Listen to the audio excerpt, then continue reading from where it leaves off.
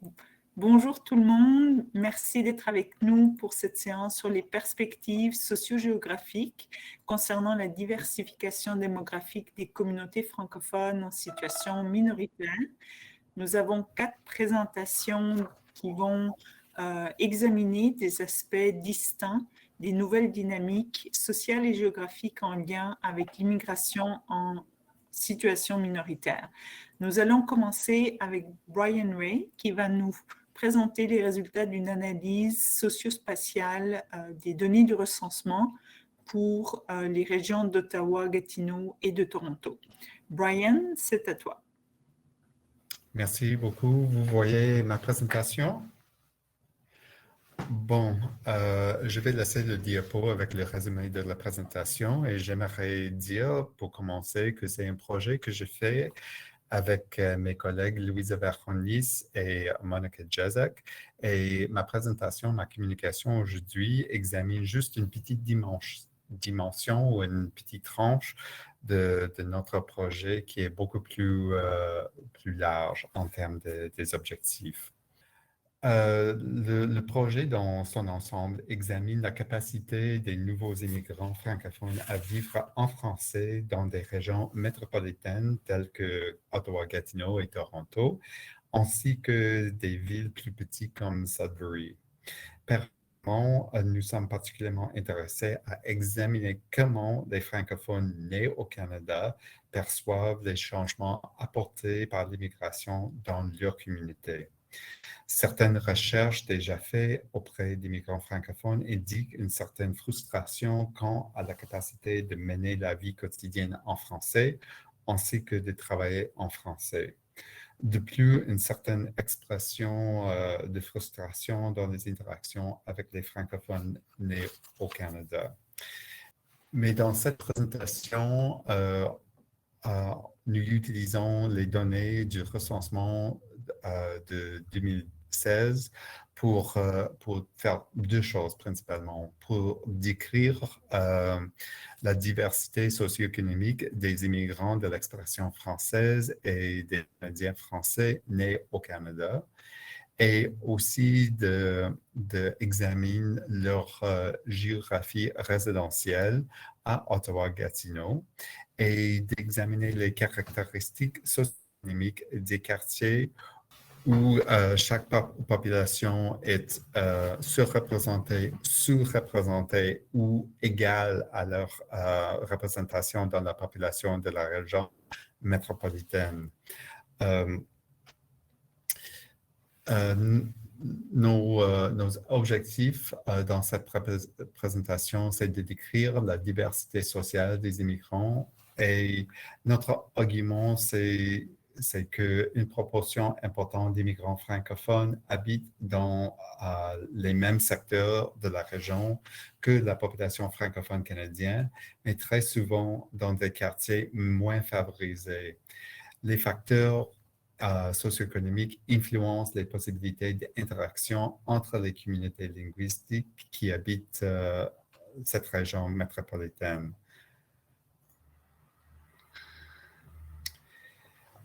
Nous avons pris la décision d'examiner Ottawa-Gatineau parce que c'est une destination importante pour les immigrants francophones. Au cours des dernières années, Ottawa-Gatineau attire un bon nombre d'immigrants francophones, approximativement 4 500 par année, et la population totale est plus ou moins 50 000 personnes. Et cette population est plus grande en comparaison avec Toronto, qui est le métropole d'immigration au Canada, sans exception.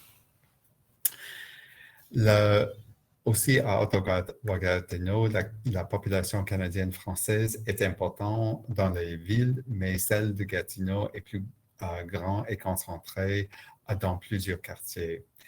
Et chaque ville attire de nombreux arrivants souhaitant de profiter de circonstances d'emploi favorables dans une économie post-industrielle. Une note méthodologique, il y a certainement des débats concernant la définition des groupes linguistiques et notre définition de la population francophone comprend combinaison de mesures, langue maternelle, langue parlée le plus souvent à la maison, autre langue parlée régulièrement à la maison. Et surtout pour les immigrants, il est important d'avoir une définition agile car le nombre de personnes vient de sociétés dans lesquelles le français est largement utilisé, par exemple en éducation, mais français n'est pas nécessairement la langue maternelle commune. Un autre point, nous examinons les espaces résidentiels dans cette présentation et c'est important de souligner que dans la région métropolitaine d'Ottawa-Gatineau, la plupart de la population immigrante qui habite au Québec habite dans la ville de Gatineau, qui est plus proche à la rivière des Outaouais. Alors, pour discuter la répartition de nos deux groupes linguistiques, à Ottawa-Gatineau, notre recherche antérieure indique que les immigrants francophones ont un potentiel d'interaction élevé avec les francophones nés au Canada. Dans un certain sens, ils sont entourés par les francophones canadiens. C'est moins vrai pour les francophones canadiens simplement parce qu'ils sont plus nombreux et ils habitent à travers la région. Pour les francophones canadiens, plusieurs habitent des quartiers où il n'y a pas ou très peu d'immigrants dans le voisinage et le potentiel d'interaction avec la population anglophone née au Canada est aussi fort pour les immigrants francophones, mais moins important en comparaison avec les francophones canadiens, principalement parce que les anglophones canadiens habitent dans des régions où très peu d'immigrants francophones habitent. Pour te donner une autre vision, un indice de dissimilarité indique que le degré d'égalité en termes de répartition des franco-canadiens et franco-immigrants sont très semblables. Le taux, c'est simplement 35% et c'est plus élevé si on compare les Anglais canadiens avec les franco-immigrants.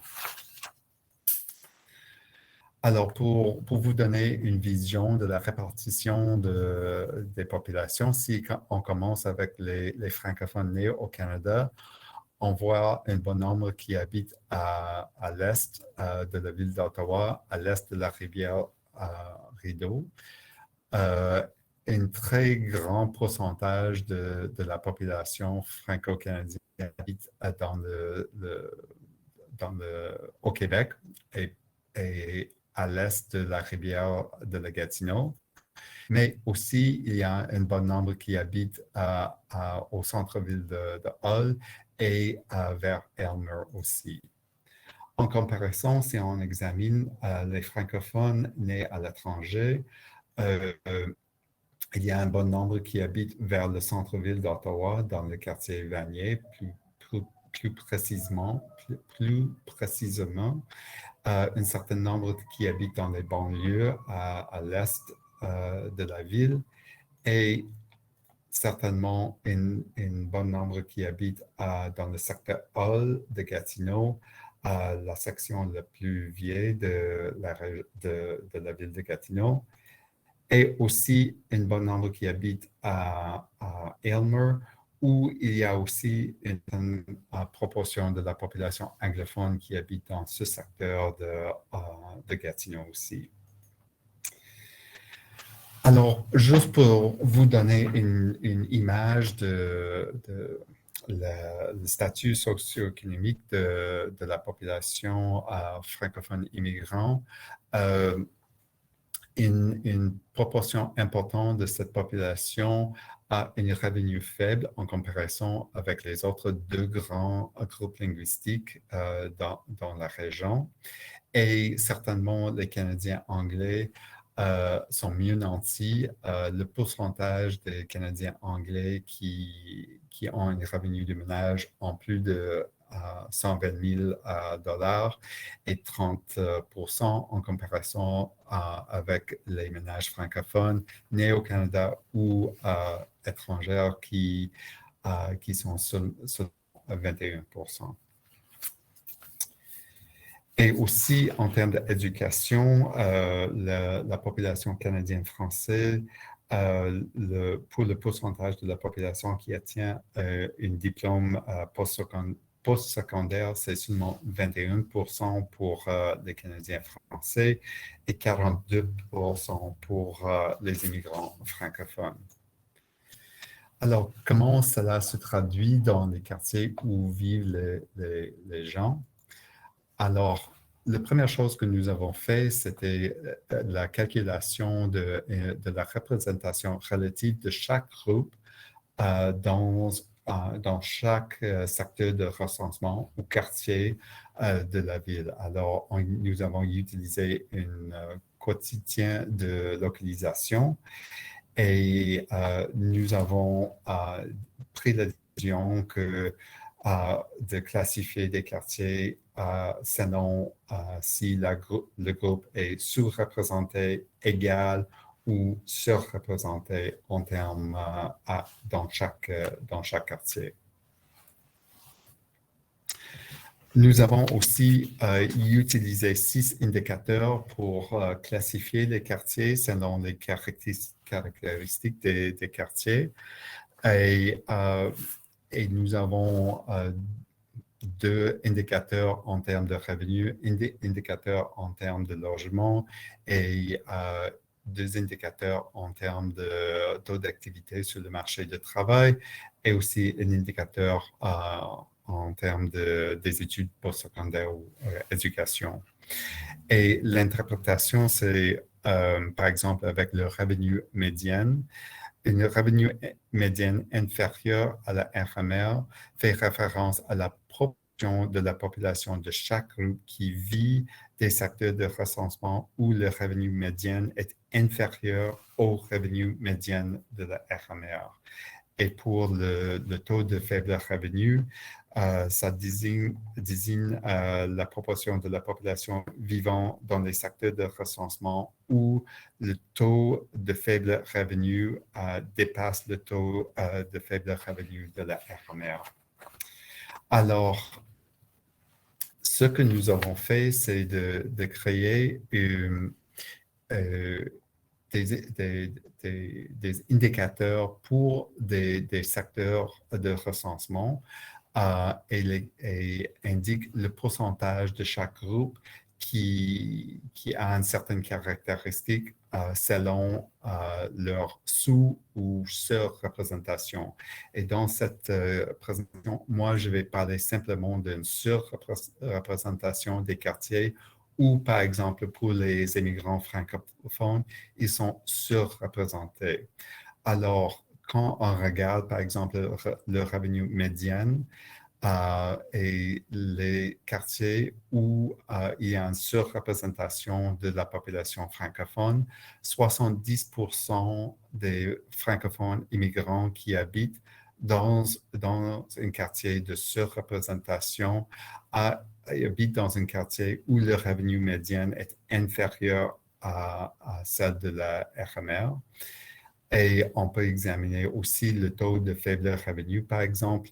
Encore, si on examine juste le quartier où ce groupe est surreprésenté, 56% des francophones immigrants qui habitent dans des quartiers de surreprésentation ont un taux de faible revenu qui est supérieur à ce taux pour le RMR.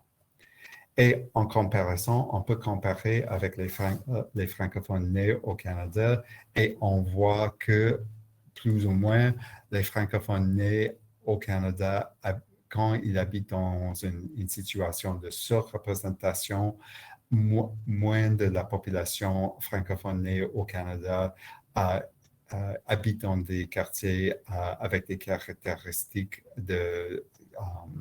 défavorables. Finalement, si on compare avec les immigrants francophones avec les anglophones nés au Canada, on voit plus ou moins l'inverse de la situation pour les immigrants francophones. Dans les quartiers où les anglophones sont surreprésentés, le pourcentage d'individus qui, par exemple, habitent dans un quartier avec un revenu médiane inférieur à la RMR sont seulement 25% en comparaison avec 70% pour les francophones les francophones immigrants qui sont surreprésentés dans un quartier. Et on voit avec les anglophones nés au Canada que la surreprésentation est associée avec des circonstances plus favorables, mais pour les immigrants qui habitent dans une situation de surreprésentation, les caractéristiques de leur quartier sont moins favorables. Pour terminer, l'interprétation. Dans les quartiers où la population immigrante francophone est surreprésentée, une très grande proportion vit dans des quartiers où les conditions socio-économiques sont moins favorables et nous avons déjà discuté ces résultats. La situation est presque l'inverse pour la population anglophone canadienne. Surreprésente pour les anglophones qui habitent dans des quartiers de surreprésentation, les conditions socio-économiques sont plus favorables et les francophones canadiens occupent une position entre les deux extrêmes. Pour conclure, il est très important de ne pas sous-estimer les différences socio-économiques entre les deux communautés francophones lorsqu'on poursuit l'objectif de construire une communauté francophone cohésive. Si on regarde juste les données pour le RMR, on voit que les revenus sont plus ou moins similaires, mais quand examine les quartiers, on voit des différences importantes entre les deux communautés. Même si les immigrants francophones ont une tendance à habiter les mêmes secteurs de la région métropolitaine, les quartiers et les conditions socio-économiques sont très souvent différents. Et c'est certainement le cas dans les quartiers de surreprésentation. Et c'est tout. Merci beaucoup. Merci beaucoup, Brian. Ça nous met déjà au cœur des thématiques qui nous intéressent. Nous passons maintenant à la présentation de Leila Sall. Et puis, je m'excuse, j'ai omis d'annoncer que Brian est professeur agrégé à l'Université d'Ottawa. Et Leila, lui, nous parle de Moncton et il est professeur agrégé en sociologie à l'Université de Moncton. Donc, Leila, je pense que tu te prépares à partager ton écran et nous garderons les questions pour la fin, quoique je ne suis pas très sûre comment vous allez nous transmettre les questions. Je pense que c'est par le Q&A. Mais donc, Brian, pardon, je suis complètement mélangée. Leila, c'est à toi. Merci beaucoup. Bon, alors, donc le titre de ma présentation, c'est « Les immigrants noirs francophones et leur communauté d'accueil minoritaire, un contrat social aux clauses inégales ». Donc, je rappelle que ça fait l'objet d'un article, donc un article avec plusieurs auteurs, dont les deux co-auteurs sont là, c'est Suzanne et Louisa. Donc, un mot pour la méthodologie. Parce qu'ici, nous n'avons pas travaillé en fait spécifiquement sur des immigrants francophones. Nous avons combiné les résultats de plusieurs études et nous avons extrait les données qualitatives pertinentes qui concernaient les Noirs immigrants francophones dans 4 francophonies minoritaires canadiennes. Donc, c'est la francophonie acadienne, néo-brunswickoise, ensuite la francophonie ontarienne avec Ottawa comme ville d'enquête principale, ensuite Winnipeg et Vancouver. Donc, c'était une sorte de butinage méthodologique en fait que nous avons fait. C'est-à-dire que nous avons combiné plusieurs études et nous avons extrait les données pertinentes concernant uniquement les immigrants francophones noirs. Et parmi ces études, on peut citer l'étude sur favoriser la cohésion sociale en francophonie minoritaire canadienne menée avec Louisa, Suzanne et puis 2 autres collègues de Winnipeg. Ensuite, il y avait une étude que j'avais menée ici à Moncton concernant les obstacles et les opportunités d'intégration économique des immigrants francophones en Acadie, et puis une autre étude aussi concernant les étudiants internationaux en Acadie. On s'est inspiré aussi, on a puisé, puisqu'on faisait du butinage comme des abeilles, là, on a puisé aussi dans le rapport rédigé par Luisa et Suzanne, c'était les espaces de rencontre, expériences d'intégration sociale et culturelle des immigrants et réfugiés francophones dans les francophonies minoritaires canadiennes. Et donc, quand on regarde bien, ce qui arrive, c'est que l'immigration francophone, c'est devenu une évidence, c'est un outil d'élargissement des communautés francophones en situation minoritaire. Les approches théoriques, on les connaît assez bien, c'est l'approche vitalitaire, où là, on met l'accent sur le fait que l'immigrant est devenu un outil pour favoriser la vitalité des communautés francophones en situation minoritaire, devenues des communautés d'accueil depuis le début des années 2000. Ensuite, nous avons l'approche par continuum, qui est celle-là favorisée par les gouvernements au niveau fédéral et provincial. Et ce continuum-là, c'est l'attraction des immigrants, leur accueil, leur intégration et leur rétention. Donc là, on est plus, ce n'est pas tellement une approche théorique, c'est plus un constat de mise en œuvre de politiques d'accueil et d'intégration d'immigrants. Ensuite, nous avons l'approche identitaire.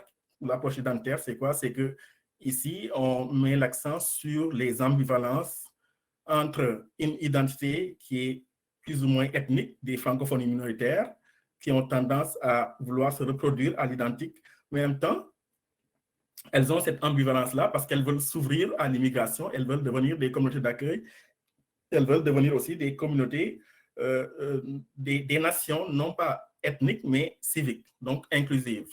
Donc ça, c'est l'approche identitaire. Mais quand on regarde de plus près quand même, avec les données qu'on a, on peut parler d'une approche contractuelle aussi. L'approche contractuelle, c'est quoi? C'est que les francophonies minoritaires veulent s'élargir à travers l'immigration. Et donc,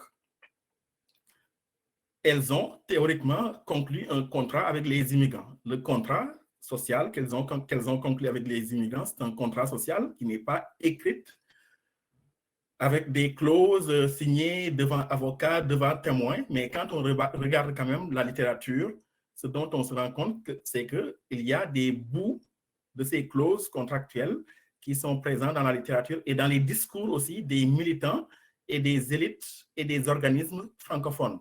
Donc, le contrat social, c'est quoi? C'est que les immigrants sont invités à contribuer à la vitalité de leur communauté francophone en situation minoritaire, en devenant de nouveaux locuteurs francophones, donc à contribuer à la vitalité communautaire, et ils sont aussi invités à s'engager pour la défense du français comme bien commun, bien entendu.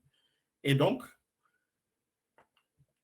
les francophonies minoritaires, eux, la clause qui les concerne, c'est quoi? C'est favoriser l'accueil et l'intégration des immigrants indépendamment de leur supposée appartenance raciale. Parce que ce dont on parle ici, c'est l'immigration francophone. En principe, théoriquement, c'est la langue qui importe, c'est la langue parlée qui importe, c'est l'ajout de nouveaux locuteurs francophones.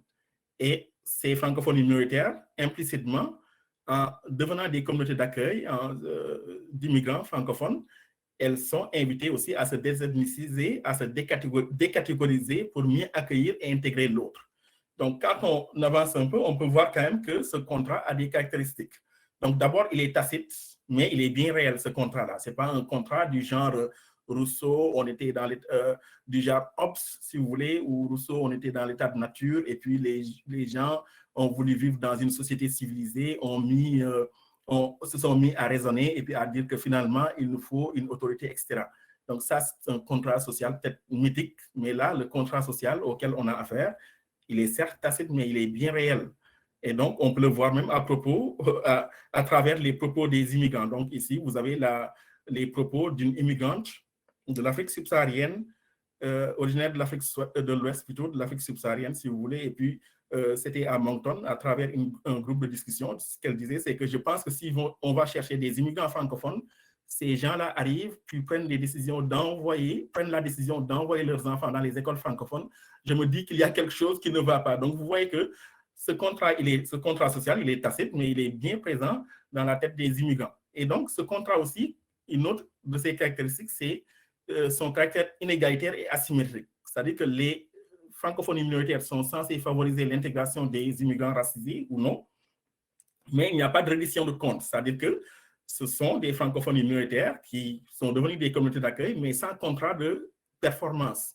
Elles vont jamais, le gouvernement fédéral ne va jamais, qui est leur principal bailleur, ne va jamais leur demander, par exemple, quelles sont vos performances en matière d'intégration des nouveaux arrivants.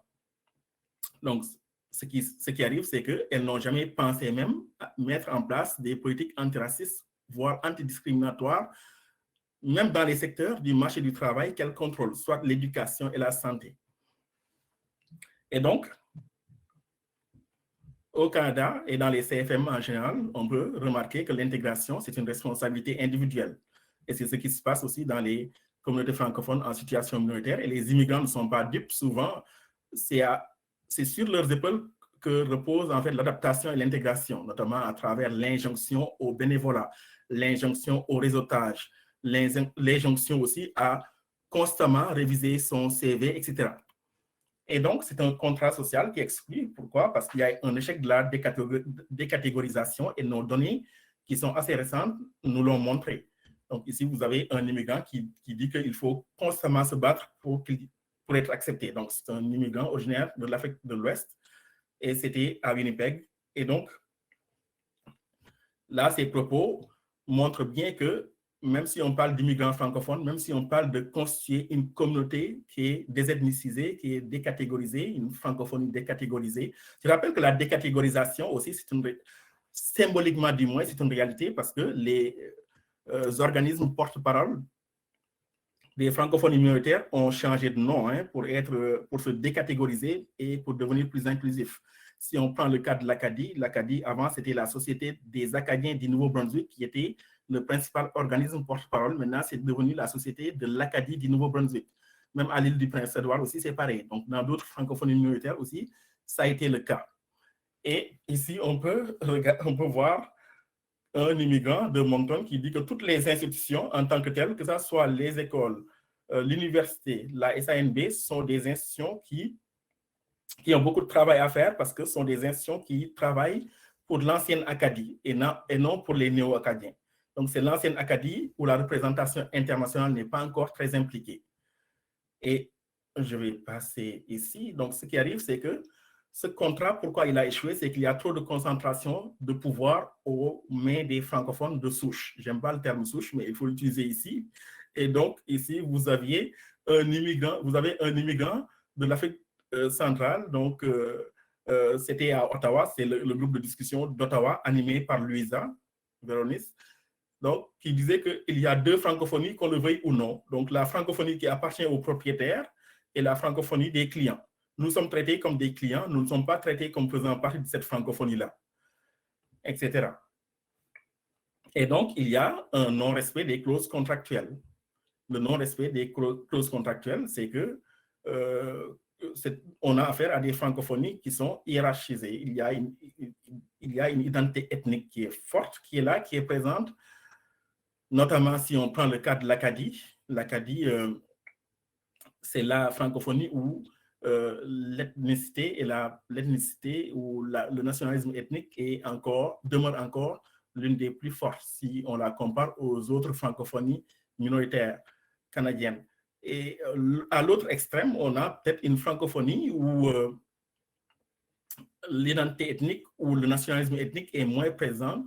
C'est la francophonie britanno-colombienne, mais là aussi, les immigrants, ce qu'ils remarquent, c'est quoi? C'est qu'il y a une hiérarchie entre les Blancs, les Blancs francophones, que sont les Franco-colombiens de souche, mais aussi les Québécois et les Français et les Belges et les immigrants noirs souvent arrivent en dernière position et se sentent même parfois agressés dans certains lieux en disant que quand on parle, on nous agresse avec nos accents en disant qu'on ne parle pas un vrai français, etc. Et donc, ce qui arrive, c'est qu'il y a un échec patent des clauses contractuelles. Alors, cet échec-là, quand même, est assez douloureux parce que c'est un échec qui fait en sorte que les francophonies minoritaires canadiennes, on ne peut pas les considérer comme des nations inclusives de la diversité. Parce que accueillir et intégrer des immigrants francophones représente en fait un test.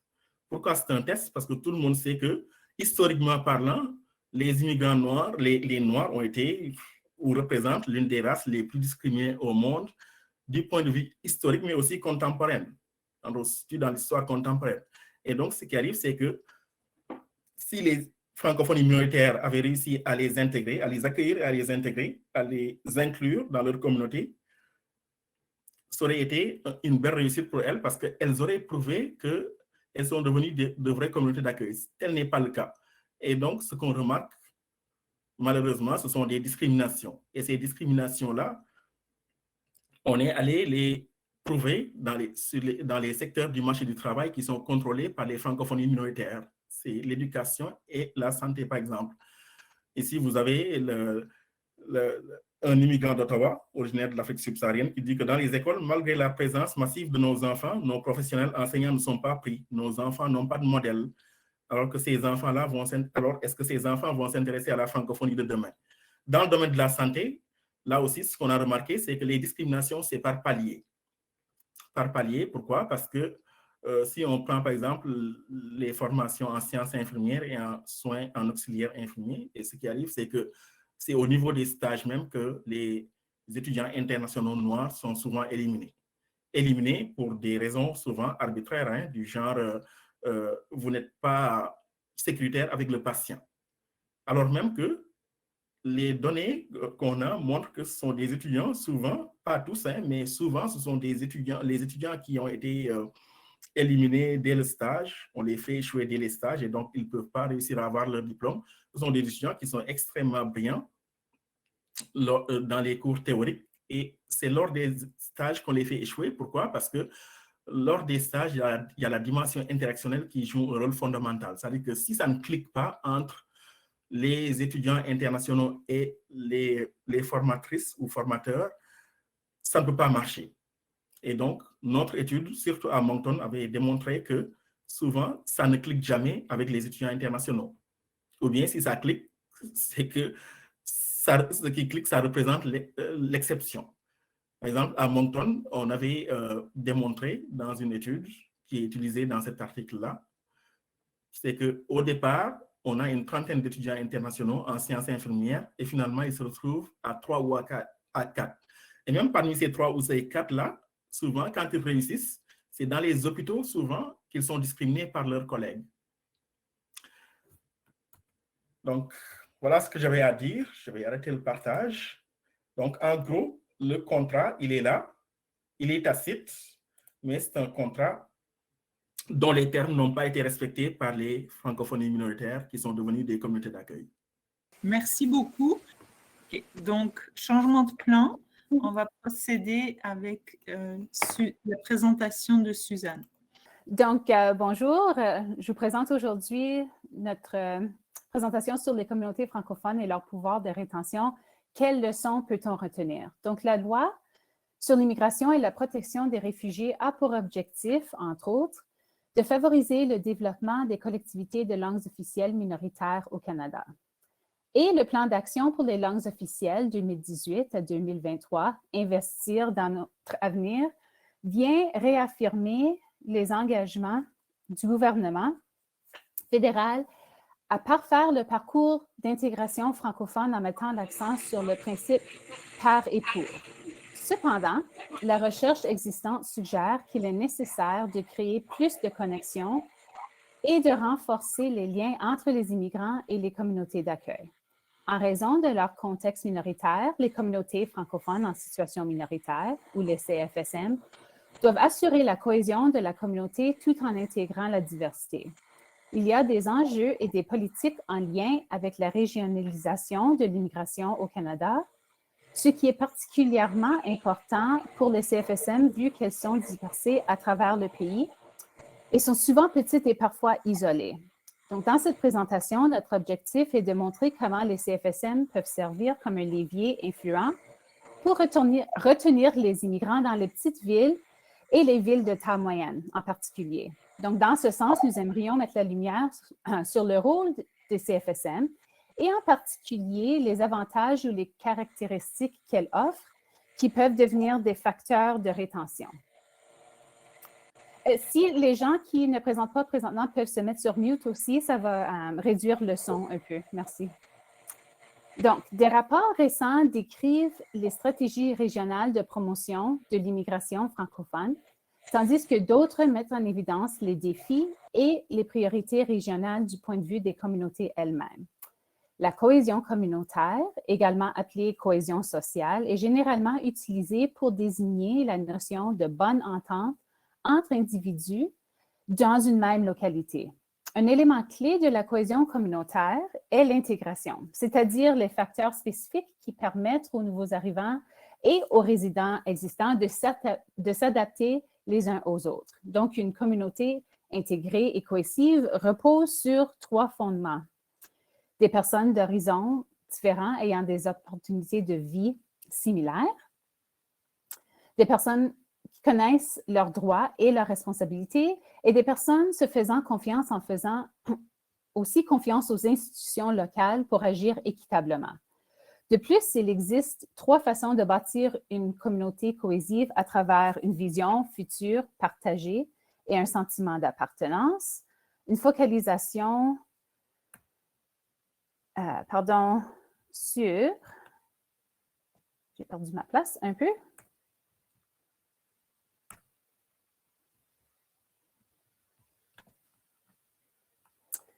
Une focalisation sur les points communs entre les communautés nouvelles et celles déjà existantes, parallèlement à la reconnaissance de la valeur de la diversité comme le dialogue démocratique et finalement des relations solides et positives entre des personnes d'horizons différents. Donc, selon Suzanne Hall, la recherche sur les politiques d'appartenance examine, et je cite, « l'énigme contemporain entre la préservation et la rencontre ». Donc, nous utilisons un cadre théorique informé par les travaux sur les politiques d'appartenance de Yuval Davis, ainsi que d'autres chercheurs. Et ces politiques d'appartenance reflètent des projets politiques qui construisent l'appartenance de façon particulière pour des collectivités particulières qui sont en même temps, eux aussi en construction. Donc, de manière plus simple, les politiques d'immigration qui visent à soutenir la vitalité des CFSM sont en même temps en train de transformer ces communautés. Donc, on doit étudier les façons dont les frontières des communautés francophones en situation minoritaire se font construire, maintenues et résister. Et cette négociation est vécue au niveau spatial, c'est-à-dire où les gens se sont les bienvenus au sein de ces CFSM. Alors, nous mettons une emphase particulière sur le rôle des espaces communautaires francophones dans notre étude sur la cohésion et des politiques d'appartenance dans les CFSM en lien avec la diversification démographique qui résulte de l'immigration francophone. Donc, nous avons mené 3 études de cas dans 3 villes de petite ou moyenne taille utilisant des méthodes qualitatives. Et dans cette présentation, nous nous penchons sur les résultats des groupes de discussion que nous avons menés à Moncton, à Ottawa et au Winnipeg. Et ici, nous voulons signaler qu'il y a des différences importantes dans le profil démographique des 3 villes, mettant en lumière l'importance de mener des études de cas à travers le pays. Comme nous le voyons dans ce tableau, Moncton a la plus grande CFSM selon la proportion de la population totale, même s'il y a plus de francophones en total à Ottawa, et Ottawa aussi le nombre d'immigrants le plus élevé, mais la proportion d'immigrants parmi la population totale est plus grande à Winnipeg. Donc, voici quelques détails au sujet des participants aux discussions de groupe dans les 3 villes. Donc, parmi les 52 participants au groupe en total, il y avait un nombre presque égal d'hommes et de femmes à Ottawa, tandis qu'il y avait plus d'hommes qui ont participé à Moncton et plus de femmes à Winnipeg. Quelques participants n'ont pas précisé de genre ou ont choisi autre comme catégorie. Il y avait aussi beaucoup plus d'immigrants que de participants nés au Canada qui se sont joints au groupe de discussion, donc environ 3/4. Donc, en lien avec notre objectif de comprendre comment nous pouvons mieux soutenir les CFSM comme stratégie de rétention des immigrants dans les villes de taille moyenne, il y a 3 thèmes principaux qui émergent de nos résultats. Donc, les CFSM facilitent la participation sociale des membres de la communauté. Les espaces communautaires jouent un rôle important en offrant des espaces de rencontre dans les CFSM et finalement, un effort concentré est nécessaire pour assurer la cohésion communautaire. Donc, alors que nous nous concentrons sur les aspects plus positifs de nos résultats, c'est important de noter que les participants ont également discuté ouvertement des expériences plus négatives et des défis auxquels ils sont confrontés. Donc, bien qu'une synthèse approfondie de ceux-ci dépasse la portée de cette présentation, nous reconnaissons que du travail reste à faire au sein de ces communautés pour améliorer leur caractère accueillant. Un résultat significatif de notre étude concerne la présence des CFSM elles-mêmes dans des villes de taille moyenne et leur rôle influent dans le développement d'un sentiment d'appartenance parmi les participants. Alors que les immigrants d'expression française font face à des défis semblables que d'autres populations immigrantes, telles que les obstacles à l'intégration sur le marché du travail, leur maîtrise d'une langue officielle et la présence des CFSM qui englobent des espaces francophones créent un contexte où ils peuvent accéder à des soutiens et à des opportunités pour l'engagement communautaire. Bien que plusieurs participants ont admis qu'ils n'avaient pas nécessairement choisi leur ville d'établissement en raison de la présence d'une communauté francophone établie, certains ont expliqué que le CFSM était une des principales raisons pour lesquelles ils ont resté. Ainsi, nos résultats mettent en lumière les aspects des CFSM qui ont facilité la participation sociale des gens au sein des communautés, y compris le rôle clé des espaces communautaires francophones. Les participants semblaient déterminés à améliorer la cohésion communautaire et ont discuté de moyens pour mieux soutenir l'inclusion et le sentiment d'appartenance des immigrants francophones. Nos résultats fournissent donc aussi des lignes directrices utiles pour promouvoir la rétention et la cohésion. Donc, ici, on partage quelques témoignages de différents groupes de discussion en lien avec les thématiques qui sont présentées. Donc, je vous laisse quelques moments pour les lire. Donc, les CFSM ne sont pas des communautés distinctes et délimitées. Elles sont plutôt composées de membres francophones qui vivent dispersés dans une ville ou une région et qui sont identifiables principalement par la présence de ces institutions francophones, c'est-à-dire que les gens vivent une partie de leur vie quotidienne en français, tout en étant ancrés dans un environnement urbain anglo-dominant.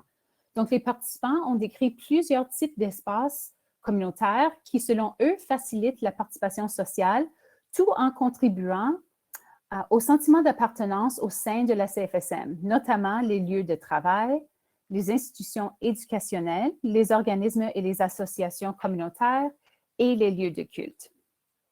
Donc, voici encore quelques citations.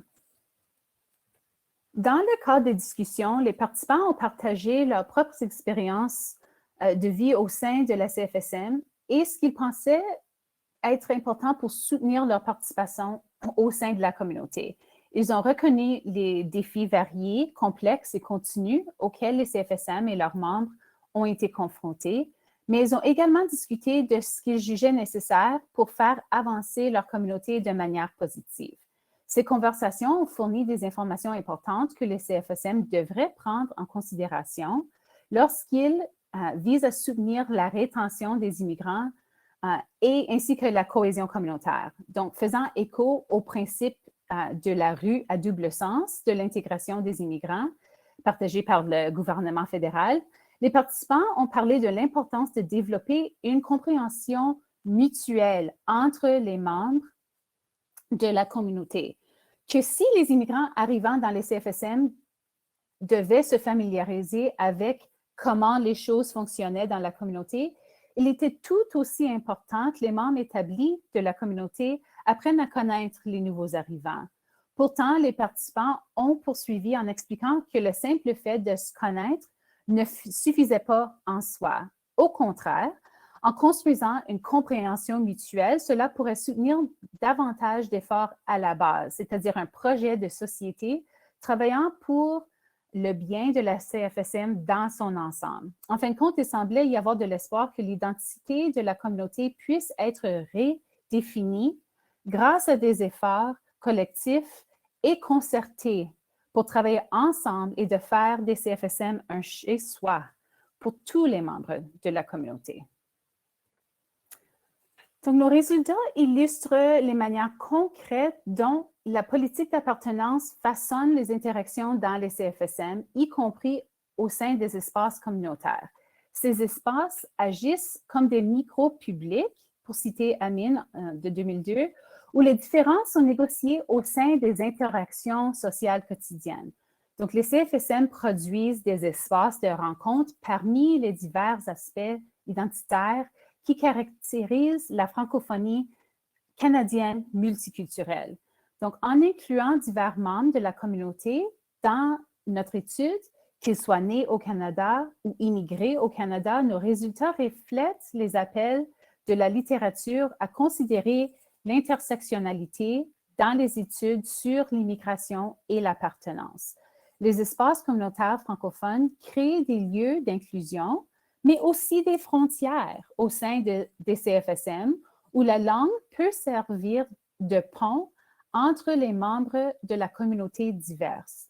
Les CFSM sont confrontés à la nécessité de négocier continuellement leurs frontières à l'interne en réponse à l'immigration en cours et à l'externe en relation avec les menaces envers leur vitalité. Une stratégie clé qui est de plus en plus adoptée consiste à adopter une approche proactive de l'inclusion des immigrants, en partie en modifiant la façon dont les espaces communautaires s'identifient, donc par exemple dans le changement de nom. Donc, des efforts continus sont nécessaires pour assurer que les politiques d'appartenance au sein des CFSM incluent les immigrants francophones. Donc, nos résultats mettent en évidence des aspects qui ont aidé les membres de la communauté à développer un sentiment d'appartenance au CFSM. Et en facilitant l'inclusion, ces communautés soutiennent aussi ainsi également la rétention des immigrants de la communauté francophone au sein de la ville de taille moyenne au sens plus large. Donc, en restant avec la communauté francophone de Moncton, les immigrants restent en effet à Moncton. Donc, quelques recommandations pour promouvoir davantage la visibilité des CFSM sont incluses sur cette diapo ainsi que la prochaine. Et vous pouvez télécharger cette présentation. Et je vais juste passer à la fin pour les remerciements et je vous remercie enfin d'y avoir participé aujourd'hui. Merci beaucoup, Suzanne. Très bon timing. Comme ça, on a encore le temps suffisant pour la présentation d'Amal. Donc... OK, d'accord. Finalement, donc certainement, j'aimerais remercier Louisa pour organiser cet atelier. Donc, je vais sauter quelques informations là parce que pour souligner que l'antiracisme au sein de la francophonie, ça existe déjà. Dans ce cas, je suggère qu'on le renforce davantage, surtout dans ce post-George Floyd monde. Et ce que je suggère de faire par l'entremise des réformes et modernisation des politiques. Toutes les politiques et lois canadiennes ont besoin d'être réformées et modernisées. Mais dans ce lieu, donc, je mets l'accent sur la loi qui est liée à la francophonie de façon significative, dans le cas la loi sur les langues officielles et des mesures qui en découlent. Les recommandations, 18 recommandations qu'a fait le commissaire aux langues officielles à l'égard de la modernisation de la loi et le plan d'action pour les langues officielles. Pour les fins de cette présentation, j'ai fait une analyse de contenu thématique s'inspirant de la théorie critique de la race, une théorie qui vise l'antiracisme en tant qu'un projet collectif de justice sociale et justice raciale, qui vise l'équité au sein des institutions et idéologies pour que celles-ci soient plus inclusives et au niveau des infrastructures pour que les communautés obtiennent des ressources et équipements dont ils ont besoin. Ce qui se produit par le biais des réformes socio-juridiques, donc au niveau également, y compris réforme des politiques et lois pour pour qu'elle réponde à l'action, aux recommandations tirées de la solidarité politique. Dans ce cas, l'action communautaire. Senghor, un philosophe de la théorie critique de la race, a précisé ces éléments.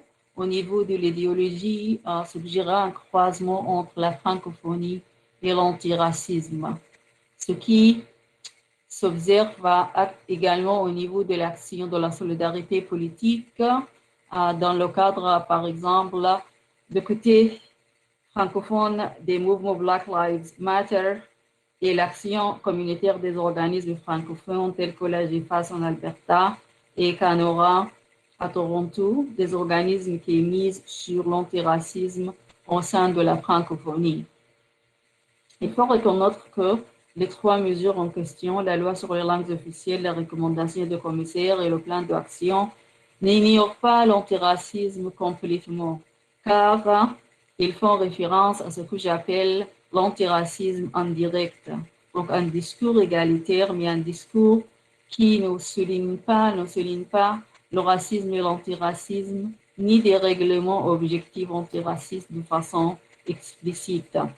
Dans ce cas, il s'agit d'antiracisme indirect parce que les trois mesures sont complémentaires, indépendantes. Ils sont tous basés sur des consultations nationales, donc tenant compte de l'action communautaire.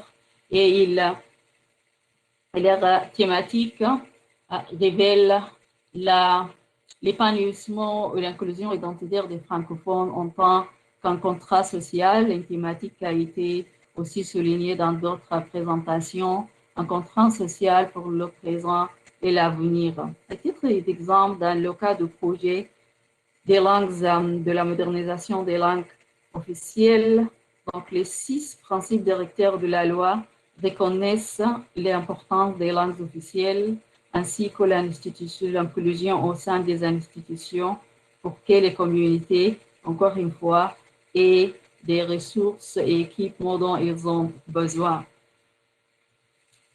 En ce qui a trait aux recommandations des commissaires aux langues officielles qui s'articulent autour de trois principes, les recommandations soulignent l'importance de répondre aux besoins de la population canadienne et le respect et la protection des droits linguistiques de cette population, donc y compris des minorités raciales francophones.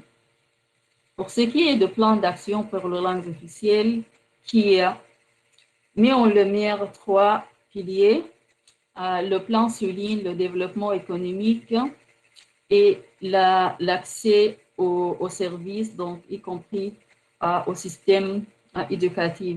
Encore une fois, des mesures qui sont bénéfiques aux minorités raciales également. Et il mise sur l'essor, donc le plan mise sur l'essor des jeunes. Vous savez que les jeunes représentent une proportion importante des minorités raciales. Les 2 organismes que je mentionnais, la GEFAS et Canora, donc visent aussi l'essor des jeunes noirs francophones dans une perspective antiraciste. L'antiracisme indirect, donc il faut la reconnaître comme une approche et objectif antiraciste, mais elle ne permet pas de combattre le racisme de façon significative. Donc ce processus de antiracisme indirect est très long et c'est la raison pour laquelle le racisme existe. C'est plutôt l'antiracisme direct, à l'instar des principes de la théorie critique de la race qui permet de combattre le racisme de façon significative. Pour ces raisons, ils nous font une politique antiraciste francophone qui sera intégrée dans d'autres politiques et lois canadiennes, encore une fois, y compris certainement la loi sur les langues officielles, parmi ces principes directeurs pour que le contrat social de présent et d'avenir que la loi sur les langues officielles, la nouvelle ou le projet de loi vise, soit vraiment inclusif envers les minorités raciales francophones. Il faut l'intégrer aussi dans les recommandations de commissaires aux langues officielles, donc des recommandations qui soulignent la reconnaissance de la diversité, l'inclusion de la diversité francophone et encore une fois, donc l'inclusion identitaire, ainsi que un meilleur accès au système judiciaire. Vous savez que le système judiciaire n'est pas équitable envers les Noirs, donc au biais de profilage racial ou la sous-représentation des Noirs dans les prisons, à titre d'exemple. Donc, pour achever ces objectifs, il faut une approche antiraciste pour s'attaquer à l'antiracisme de façon efficace et équitable. Il faut intégrer la politique antiraciste francophone donc au niveau du plan d'action également, parce qu'on ne peut pas achever les buts, réaliser les buts de ce plan, par exemple au niveau du développement économique et l'accès au système éducatif de façon équitable vers les Noirs francophones à cause du racisme qui a été souligné, racisme que subissent les Noirs au niveau de l'exclusion économique, exclusion du système éducatif et le racisme auquel font face des gens noirs francophones. Donc, la politique antiraciste francophone que je suggère aura des retombées positives en tant que telle comme politique qui méritera d'être mise sur place de façon efficace et équitable et sera aussi intégrée dans d'autres politiques et mesures que je mentionnais, en plus d'autres lois et mesures telles que la stratégie en matière d'immigration francophone, donc la stratégie fédérale qui mérite de devenir une politique et éventuellement en loi une immigration francophone et les politiques liées aux langues officielles des provinces et territoires. Et il aura surtout des retombées positives quand il deviendra une loi, la loi antiraciste francophone. Merci de votre attention. Voilà, parfait. Comme ça, on nous voit un petit peu mieux.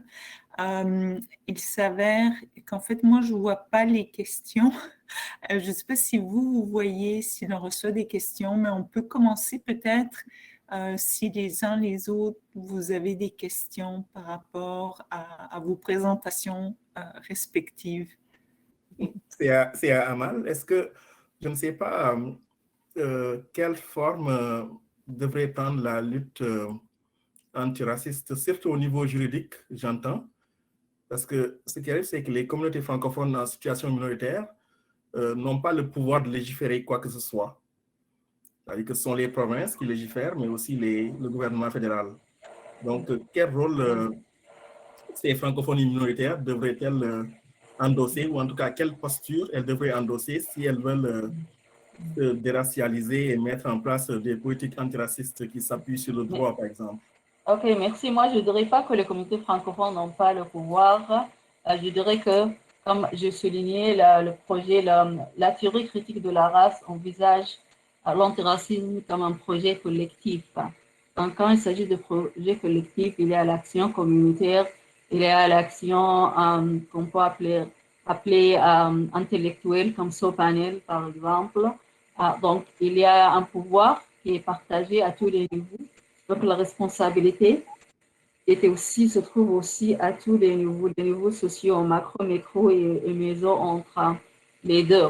Mais bien sûr, le gouvernement fédéral et les autres piliers de gouvernement ont une responsabilité primordiale parce que c'est là où ils sont responsables, ils ont le pouvoir de rédiger, adopter des lois et aussi des règlements et aussi de les mettre en œuvre et puis de s'assurer qu'ils sont mis en œuvre, comme j'ai dit, de façon équitable et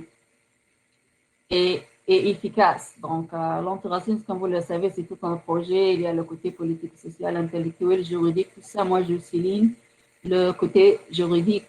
Il y a donc une stratégie sur l'immigration francophone a été développée en 2019, n'est-ce pas? Une nouvelle politique a été développée. Donc, quand on parle des réformes juridiques, donc il s'agit de réformer ce qui existe déjà, la législation qui existe déjà, et puis donc créer de nouveaux dons qui sont nécessaires. Par titre d'exemple, la politique de bilinguisme de la ville d'Ottawa est une nouvelle politique, n'est-ce pas?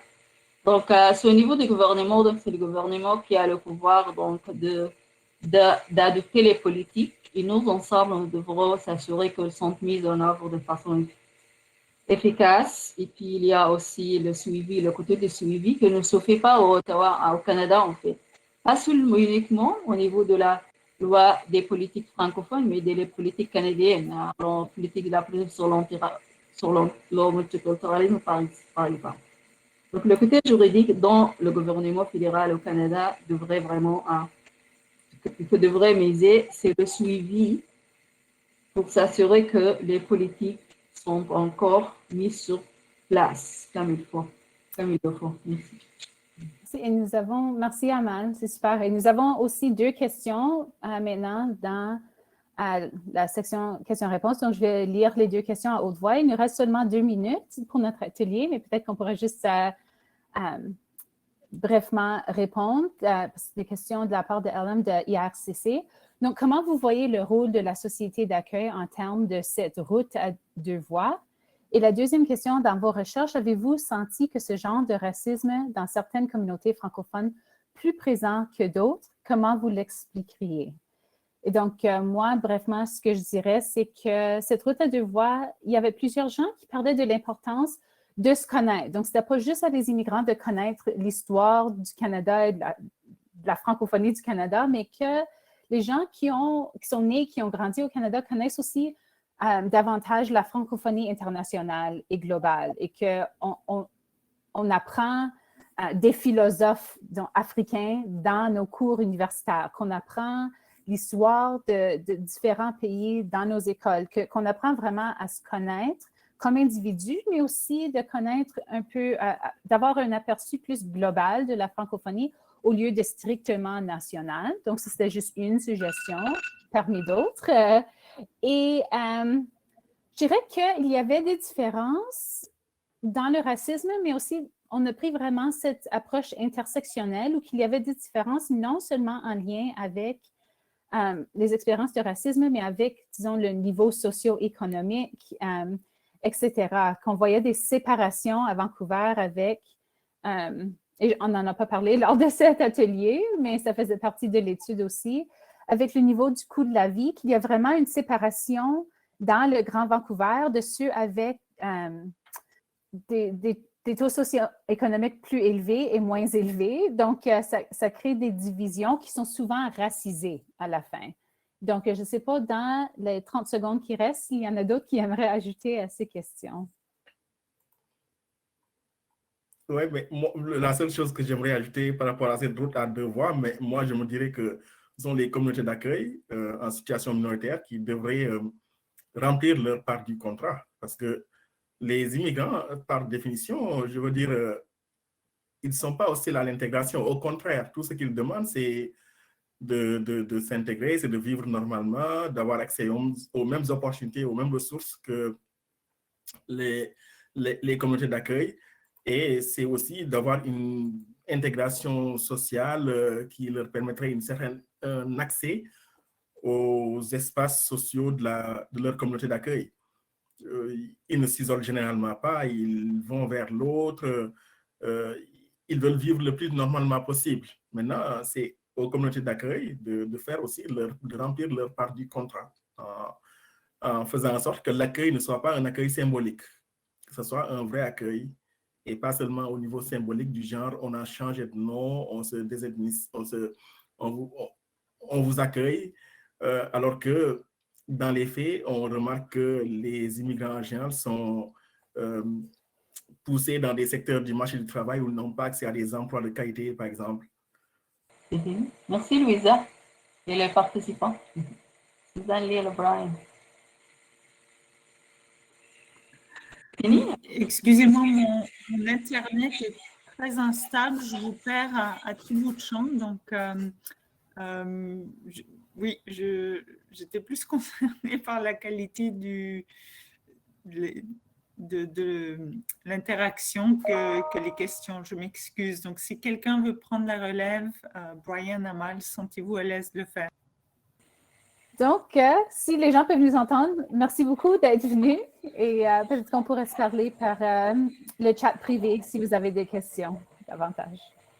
Bon, merci beaucoup. Et Merci. Ouais. Merci à Au vous. revoir. Oui, vos présentations sont très intéressantes, présentations. J'ai beaucoup aimé vos présentations. Merci Louisa pour organiser ça. C'est réciproque. Merci à vous tous et Amal, j'ai hâte de lire ton livre vu que je connaissais les autres projets, mais ta présentation, je n'ai pas encore lu ton livre. Bon, merci beaucoup, tu auras le temps de le lire. Merci Et à ciao vous. tout le monde. Bye. Bonne soirée. Bye. Bonne soirée.